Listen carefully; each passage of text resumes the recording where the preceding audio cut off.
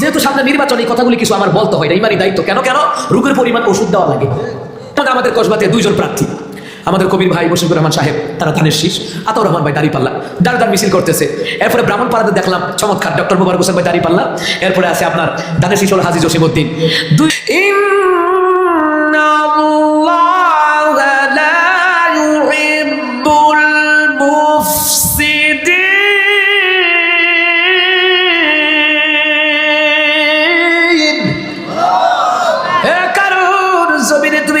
সৃষ্টি করো না, আল্লাহ তাআলা ফাসাদকারীকে পছন্দ করে না। দুনিয়াতে যারা সামনে নির্বাচন, এই নির্বাচনের আগে, নির্বাচনের দিন, নির্বাচনের পরে হোক, যারা দুনিয়াতে গ্যাঞ্জাম লাগায়, মারামারি লাগায়, ফাসাদ লাগায়, তুমি যত বড় বুজুর্গি দেখাও, তোমাকে আমার আল্লাহ ভালোবাসে না, বাসে না, ঠিক কিনা? তুমি এক নেতার পক্ষে আরেক নেতার আক্রমণ করবা, আরেক নেতার পক্ষে আরেক নেতার আক্রমণ করবা। নেতারা ঠিকই ঢাকা শহর মিছিল মিটিং এ বিভিন্ন জায়গায় অফিস আদালতে মিল থাকবো, তুমি যে কুত্তার মতো লাফাইলা, তোমার 2 পয়সা দিয়েও গন্ত না। তুমি হইলা ফসফরাবের টিস্যুর মতন, ব্যবহার শেষ, ডাস্টবিনে যা। এই জন্য সাবধান, দল যার যার করেন, দলের পক্ষই বিএনপিরও গালি দিয়েন না, বিএনপির পক্ষই আবার আলেমুল আমারও গালি দিয়েন না। এই ফসা কাম করেন না। নেতা আপনার 2 বছর খবর নিত না, নির্বাচনের ফোনে দেখেন। আমার বন্ধুরা, আমার বাবারা, মুসলমান ইমানদারেরা, ফাসাদ করো না, দরকার নাই। সবাই মিলে দেশ রক্ষায় এগিয়ে যেতে হবে, সবাই মিলে ইসলাম রক্ষায় এগিয়ে যেতে হবে। এখানে দলাদলি যদি মারামারি কোবাকুবি লাগাও, ফাসাদ লাগাও, ওই ভারতের বেয়াদবের গোষ্ঠীগুলো এই দেশে আধিপত্য করার সুযোগ পাইয়া যাইব, ঠিক কিনা বলেন? 2 ইঁদুরে মাছলে ঝগড়া লাগছে, বিড়াল দূরে থেকে দেখছে, দেখে তিনটাই তো আমার খানা। কথা কয় না, কথা কয় না। দূরের থেকে বিড়াল দেখে কি কয়, 3টাই তো আমার খানা, মাছ আমার। 2 ইঁদুর, তো ইঁদুরের বিড়ালের প্রিয় খাবার কি? কথা কয় না, ইঁদুর, ইঁদুর। তো বিড়াল 2 ইঁদুরে দেখে মাছ লইয়া ঝগড়া ঝগড়া। তো বিড়াল আইছে, আয়া তোরা কার্য করিছা, সমাধান আমি করতেছি, তোরা কার্য করিছা। মাঝখান থেকে এই বিড়াল 2 ইঁদুরের মাইরা খাইছে, খাইয়ার ঘরে মাছ খাইছে।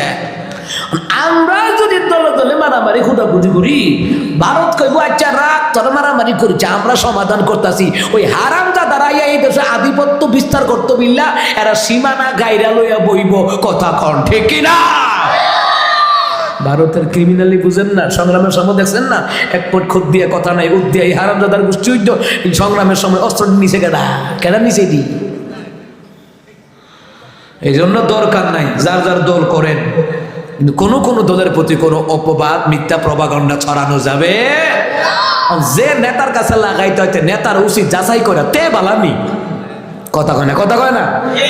সূরা হুজরাতের মধ্যে আসছে, আল্লাহ কইছে, কেউ যদি তোমার কাছে খবর নিয়ে আসে, আগে যাচাই করো, খবরটা লইয়াই লোকেরা, কথা কন, ঠিক কিনা? ভাইরা আমার, বাবারা আমার, ও মুসলমান ইমানদারেরা, তাহলে জমিনে নির্বাচন হোক, নির্বাচনের পরে হোক, আগে হোক, ফাসাদ করা যাবে, কথা কয় না দি, গ্যাঞ্জাম করা যাবে, মারামারি করা যাবে।